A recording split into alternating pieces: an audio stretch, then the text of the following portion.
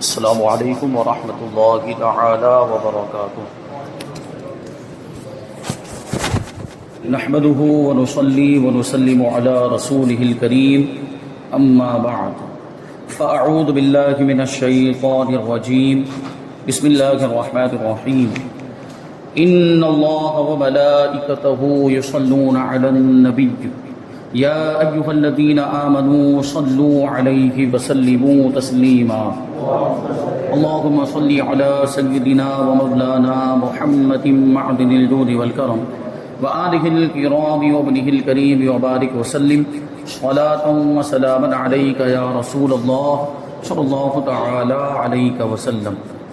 سورہ بقرہ آیت نمبر 103 کی تفسیر ہے۔ اللہ تبارک و تعالی ارشاد فرماتا ہے وَلَوْ أَنَّهُمْ آمَنُوا وَاتَّقَوْا لَمَثُوبَةٌ مِّنْ عِندِ اللَّهِ خَيْرٌ لَوْ كَانُوا يَعْلَمُونَ، اور اگر وہ ایمان لاتے اور پرہیزگاری اختیار کرتے تو اللہ کے یہاں کا ثواب بہت اچھا ہے اگر یہ جانتے۔ فرمایا گیا کہ اگر یہودی حضور سرور کائنات صلی اللہ علیہ وسلم اور قرآن پاک پر ایمان لاتے تو اللہ کے یہاں کا ثواب ان کے لیے بہت اچھا ہوتا، کیونکہ آخرت کی تھوڑی سی نعمت دنیا کی بڑی سی نعمت سے اعلیٰ ہے۔ اور ظاہر سی بات ہے کہ حضور پاک صلی اللہ علیہ وسلم پر ایمان لانے سے بہتر اور کوئی چیز نہیں ہو سکتی، قرآن پاک پر ایمان لانے سے بہتر اور اس سے بڑی کوئی نعمت نہیں ہو سکتی۔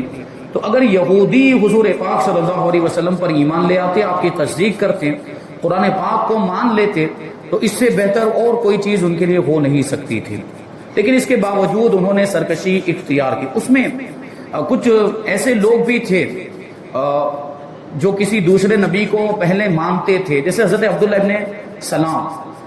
اللہ تبارک و تعالیٰ نے ان کو توفیق عطا فرمائی تو وہ نبی پاک صلی اللہ علیہ وسلم پر ایمان لے آئے۔ تو ایسے جو صحابہ کرام ہیں ان کی ایک الگ ہی فضیلت ہے کہ وہ کسی دوسرے نبی پر بھی ایمان رکھتے تھے اور نبی پاک صلی اللہ علیہ وسلم پر بھی ایمان لائے، اور شرک یا کوئی کام انہوں نے نہیں کیا۔ اس سے پہلے بھی نبی پاک صلی اللہ علیہ وسلم کے اعلان نبوت سے پہلے بھی کوئی شرک کا کام نہیں کیا۔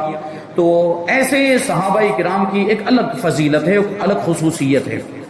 آگے والی آیت کریمہ بہت ہی پیاری آیت کریمہ، ویسے تو قرآن پاک کی ساری آیتیں پیاری ہیں اور ساری آیتیں اچھی، اور ظاہر سی بات یہ اللہ تبارک و تعالیٰ کا کلام، لیکن یہ آنے والی آیت کریمہ خاص طور پر اس لیے ہمارے لیے زیادہ اہمیت رکھتی ہے کیونکہ اس میں حضور پاک صلی اللہ علیہ وسلم کی بارگاہ کا ادب سکھایا گیا۔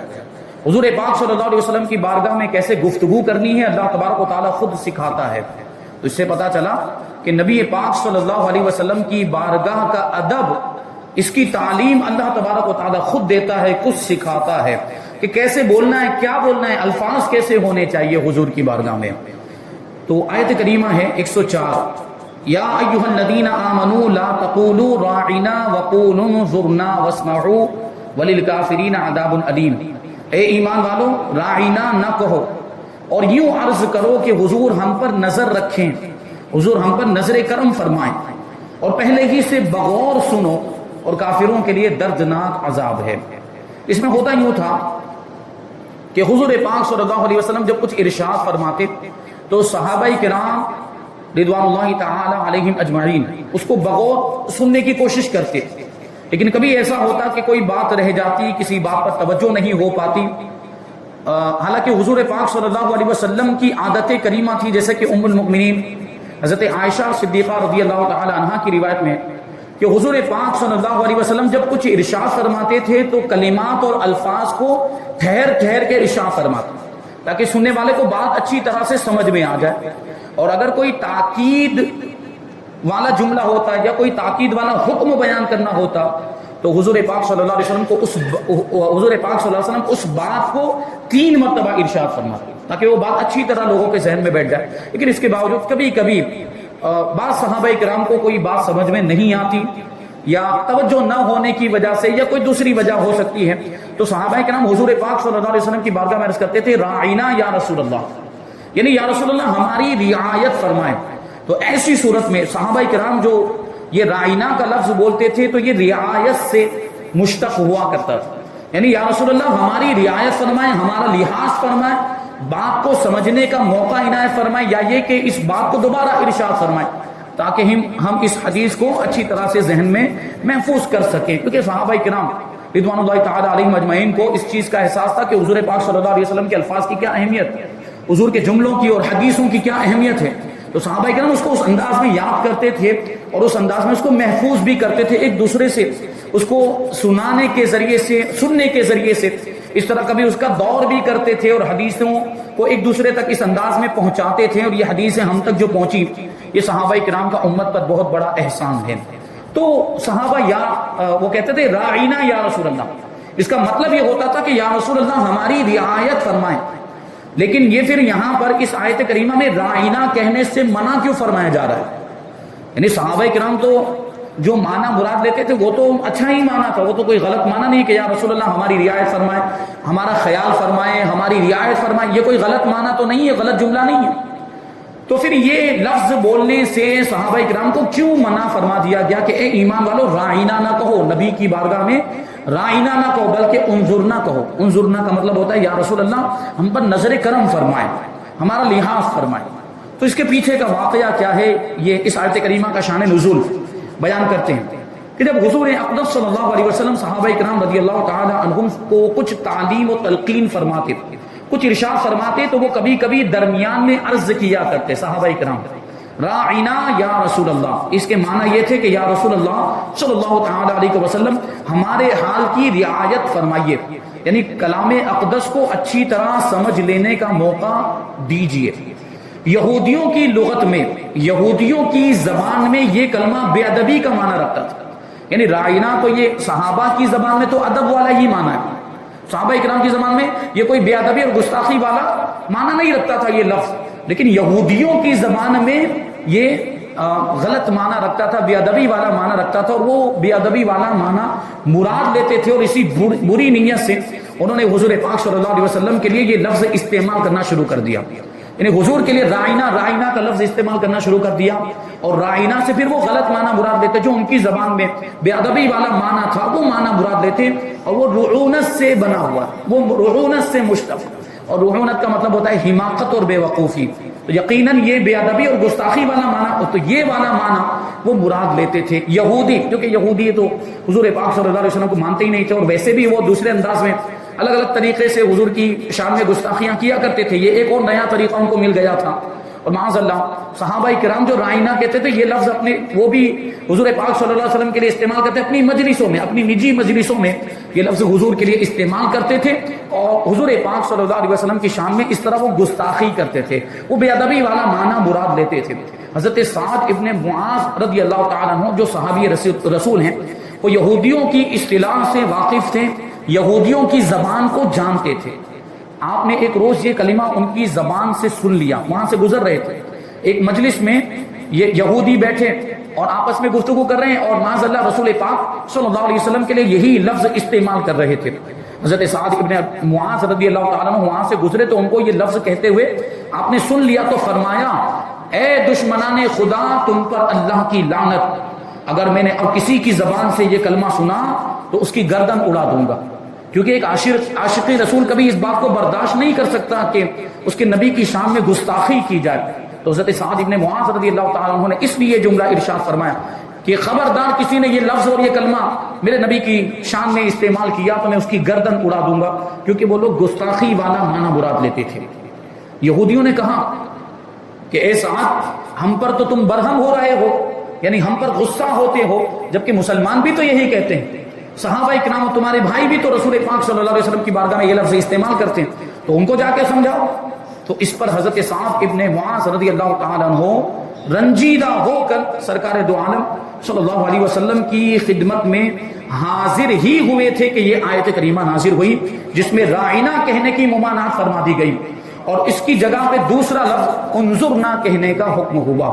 یعنی کیا مطلب ہوا؟ اس سے ہمیں کیا بات سمجھ میں آئی کہ رسول پاک صلی اللہ علیہ وسلم کی بارگاہ میں ایسا لفظ بھی استعمال نہیں کرنا چاہیے جو کسی دوسری زبان میں کوئی غلط معنی رکھتا ہو، بے ادبی والا معنی رکھتا ہو، یا عربی زبان میں ہی کیوں نہ اس کے مختلف معانی ہوں اور کوئی ایک معنی ایسا ہو جو نبی کی شان کے لائق نہ ہو، تو وہ لفظ بھی نبی پاک صلی اللہ علیہ وسلم کے لیے استعمال نہیں کرنا چاہیے.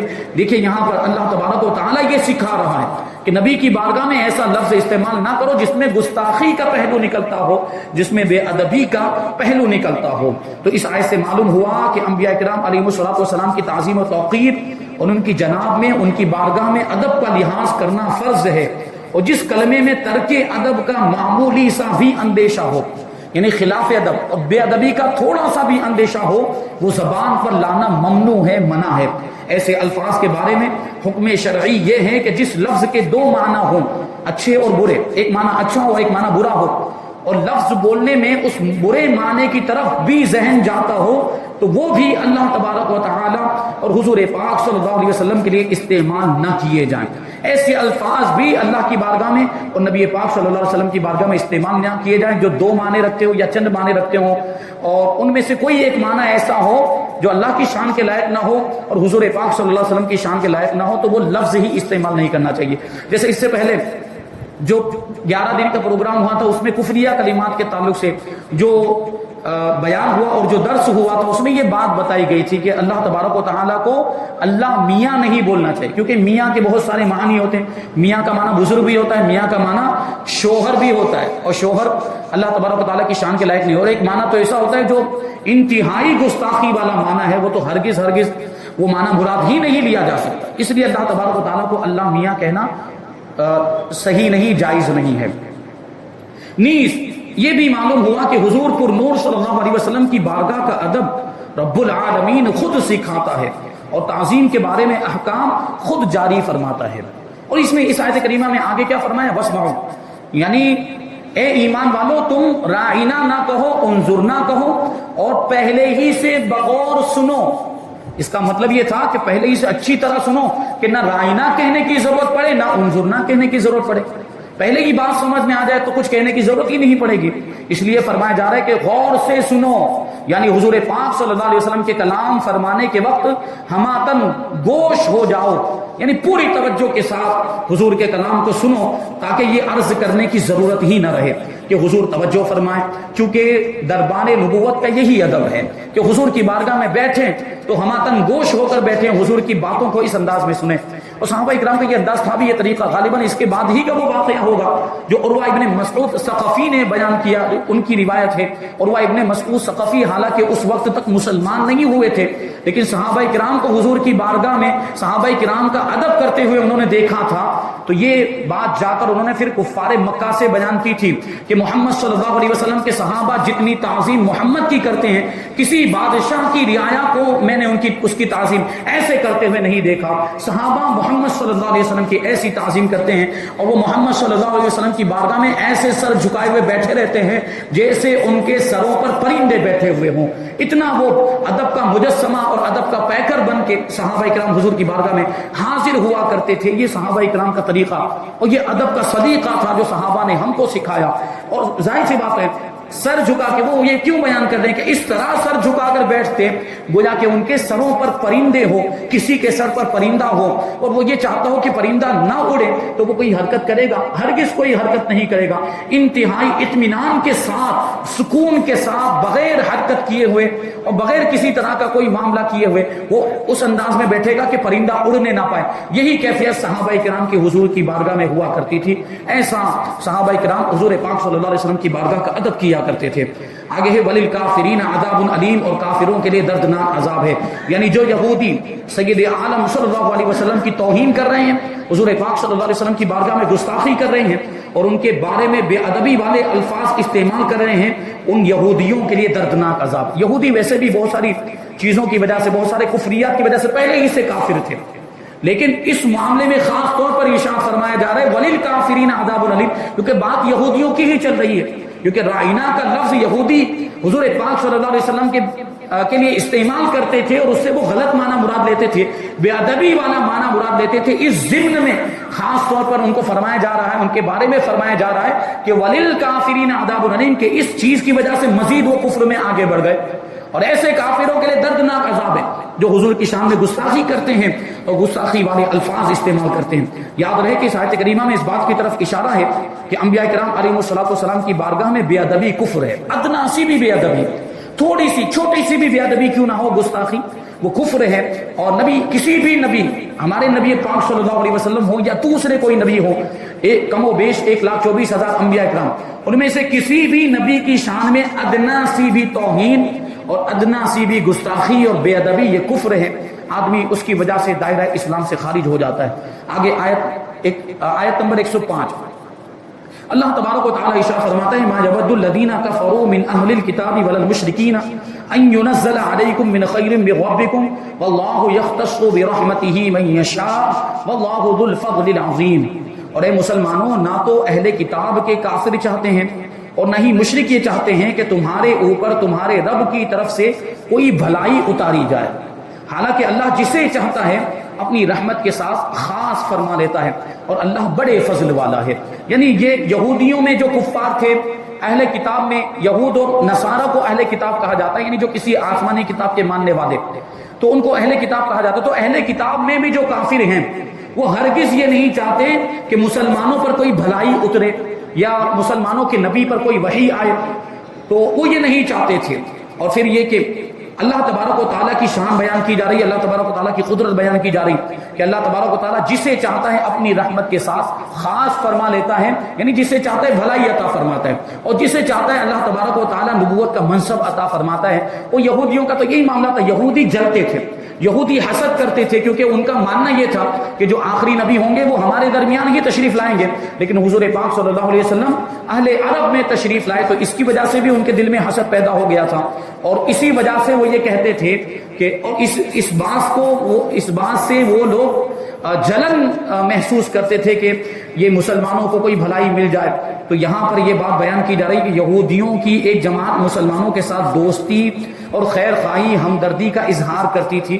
ان کی تکذیب میں یہ آیت کریمہ نازل ہوئی ان کو جھٹلانے کے لیے، اور مسلمانوں کو بتایا گیا کہ یہ کفار خیر خواہی کے دعوے میں جھوٹے ہیں، یہ کبھی مسلمانوں کا بھلا نہیں چاہ سکتے، کبھی یہ مسلمانوں کے ہمدرد نہیں ہو سکتے.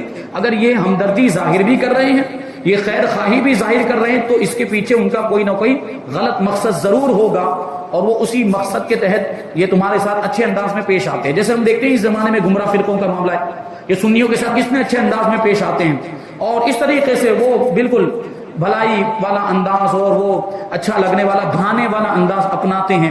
اور اس کا مقصد یہی ہوتا ہے کہ ہمارے جو سنی بھائی ہیں اور جو عوام ہے وہ ان کے قریب ہو جائیں اور پھر وہ ان کو بہکا سکیں اور ان کو گمراہ کر سکیں. ان کا مقصد یہ ہوتا ہے اچھے انداز میں پیش آنے کا. بہرحال اس کے بعد جو آیت کریمہ وہ بڑی اہمیت کی حامل ہے، وہ آیت کریمہ کو ہم شامل کرتے ہیں اور اس کا ترجمہ اور تھوڑا سا اس کا خلاصہ، اس کی پوری تفسیر انشاءاللہ ہم آگے آئندہ درس میں شامل کریں گے. آیت کریمہ آیت نمبر 106 اللہ تعالیٰ فرماتا ہے ما ننسخ من آیت او ننسیها نأتی بخیر منها او مثلها الم تعلم ان اللہ علی کل شیء قدیر. جب ہم کوئی آیت منسوخ کرتے ہیں یا لوگوں کو بھلا دیتے ہیں تو اس سے بہتر یا اس جیسی اور آیت لے آتے ہیں.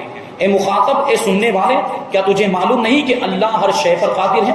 اللہ تبارک و تعالیٰ ہر چیز پر قادر، وہ جو چاہے کر سکتا ہے، وہ آیتوں کو منسوخ بھی کر سکتا ہے، یہ اللہ تبارک و تعالیٰ کی قدرت میں داخل ہے. تو یہ ہوتا ہے. اور بہت ساری قرآن پاک کی ایسی آیتیں تھیں جو پہلے پڑھی جاتی تھی.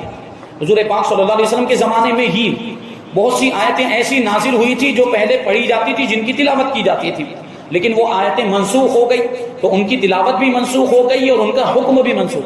یہ جو نسخ ہے، نسخ کا مطلب منسوخ ہونا، اور منسوخ ہونے کا مطلب یہ ہوتا ہے، اس کو عام الفاظ میں یوں سمجھ لیجئے کہ کسی بھی حکم کے ختم ہونے کی مدت کو بیان کر دینا کہ یہ حکم یہیں تک کے لیے تھا، یہ حکم اس زمانے تک کے لیے تھا، اس وقت تک کے لیے، اتنی مدت کے لیے تھا، اس مدت کو بیان کر دینا اور اس مدت کو بتا دینا، یہی نسخ کہلاتا ہے. یعنی اس کا مطلب یہ ہوا کہ اب اس آیت کریمہ پر عمل نہیں کیا جائے گا.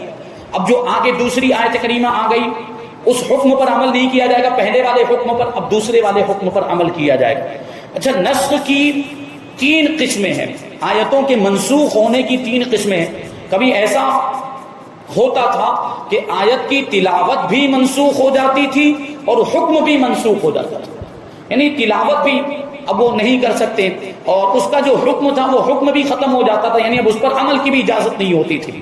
جیسے ایک آیت کریمہ قرآن پاک کے اندر پہلے موجود تھی، ام المؤمنین حضرت عائشہ صدیقہ رضی اللہ تعالی عنہا کی روایت میں وہ آیت کریمہ ہے 10 رضعات معلومات یحرمن.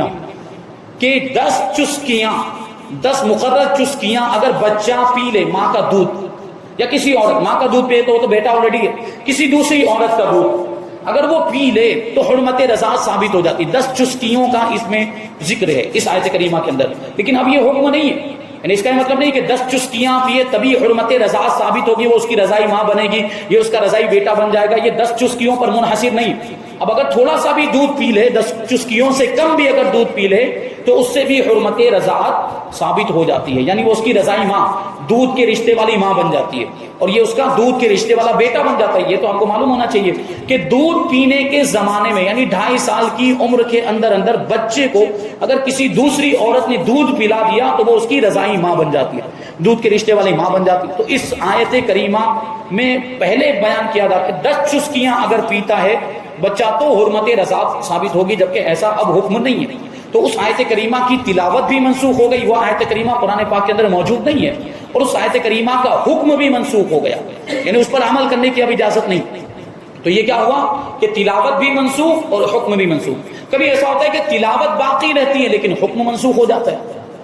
قرآن پاک میں ابھی بھی ایسی بہت سی آیتیں ہیں کہ ان کی تلاوت کی جاتی ہے، اب بھی ہم پڑھتے ہیں لیکن ان پر عمل کی اجازت نہیں. جیسے ایک آیت کریمہ ہے، اللہ تعالیٰ ارشاد فرماتا ہے والذین یتوفون منکم ویذرون ازواجا وصیۃ لازواجہم متاعا الی الحول غیر اخراج او کما قال، کہ تم میں سے جو مر جائیں اور اپنے پیچھے بیویاں چھوڑ کر جائیں، یعنی کسی کا انتقال ہو جائے اور بیوی ابھی حیات ہو، تو ابھی جو حکم ہے عدت وفات کا حکم وہ کیا ہے؟ 4 مہینے 10 دن. عدت وفات جو ابھی ہیں وہ ہے 4 مہینے 10 دن. لیکن اس آیت کریمہ میں کیا فرمایا گیا؟ متاعا الی الحول غیر اخراج، کہ اس کو 1 سال تک کے لیے برتنے کا سامان دیا جائے گا، ضرورت کا سامان دے دیا جائے گا، اور اس کو گھر سے نہیں نکلنے دیا جائے گا 1 سال تک. تو یہ حکم پہلے تھا کہ وفات کی جو عدت تھی وہ 1 سال تک تھی، یعنی 1 سال تک وہ گھر سے باہر نہیں نکل سکتی تھی، اس کے لیے عدت میں بیٹھنا لازم تھا عدت وفات کے اندر، جس کے شوہر کا انتقال ہو گیا ہو. لیکن اب جو حکم ہے وہ کیا ہے؟ جو دوسری آیت کریمہ میں فرمایا گیا کہ والذین یتوفون منکم ویذرون ازواجا یتربصن بانفسہن 4 اشہر وعشرا، کہ تم میں سے اگر کوئی انتقال کر جائے اپنے پیچھے اپنی بیویاں چھوڑ کر جائیں تو اس کی بیویاں 4 مہینے 10 دن تک اپنے آپ کو روکے رکھیں گی، یعنی عدت گزاریں گی. تو اس آیت کریمہ نے اس آیت کریمہ کے حکم کو منسوخ کر دیا. تو تلاوت اب بھی ہوتی ہے، وہ آیت کریمہ قرآن پاک کے دوسرے بارے میں اب بھی موجود، اس کو پڑھا جاتا ہے لیکن اس پر عمل کرنے کی اجازت نہیں. عمل یہ والی آیت کریمہ پر ہوگا. تو دیکھیں یہ کون سی صورت ہوئی کہ تلاوت باقی ہے لیکن حکم منسوخ ہو گیا. اچھا کبھی ایسا ہوتا ہے کہ حکم باقی ہے لیکن تلاوت منسوخ ہو گئی. حکم باقی ہے یعنی عمل ہو رہا ہے ابھی بھی اس پر، لیکن قرآن پاک میں اس کی تلاوت نہیں ہو رہی. ایسی ایک آیت کریمہ ہے، وہ بھی روایتوں میں آئی کہ اللہ تعالیٰ فرماتا ہے الشیخ والشیخۃ اذا زنیا فرجموہما نکالا من اللہ او کما قال اللہ تبارک و تعالی، کہ شادی شدہ عورت اور شادی شدہ مرد جب زنا کر لیں تو ان کو رجم کر دو، یہ اللہ کی جانب سے سزا کے طور پر مقرر کیا گیا. تو یہ آیت کریمہ قرآن پاک میں موجود نہیں ہے. الشیخ والشیخۃ اذا زنیا، یہ تلاوت نہیں کی جاتی آیت کریم، اس کی تلاوت منسوخ ہو چکی لیکن حکم اب بھی باقی. حکم ہے کہ اگر کمارے مرد اور عورت یہ آپس میں زنا کرتے ہیں تو ان کو 100 کوڑے لگائے جائیں گے. یہ آیت کریمہ موجود الزانی والزانیۃ فاجلدوا کل واحد منہما 100 جلدہ، کہ زانی اور زانیہ جب زنا کر لیں یعنی کنوارے ہوں اور کنوارے غیر شادی شدہ ہوں اور وہ زنا کر لیں تو ان کو 100 کوڑے لگائے جائیں گے. لیکن شادی شدہ ہونے کے باوجود اگر کوئی زنا کر رہا ہے تو اس کو رجم کیا جائے گا، سنگسار کیا جائے گا، یعنی اتنے پتھر مارے جائیں کہ اسی میں وہ مر جائے. یہ ہوتا ہے رجم کا مطلب. کیونکہ دیکھیں کنوارا ہے، غیر شادی شدہ ہے، تو اس کے پاس اپنی خواہش کی تکمیل کے لیے کوئی حلال ذریعہ نہیں.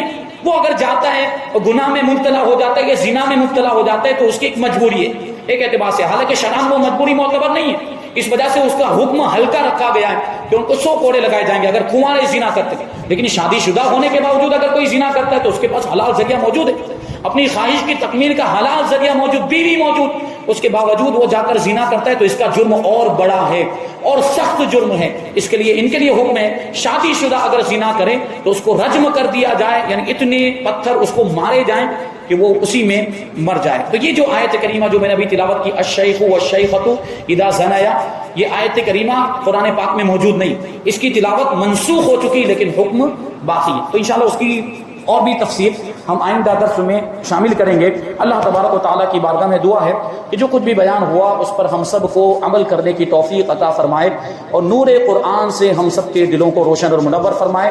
وما علینا الا البلاغ۔ السلام علیکم۔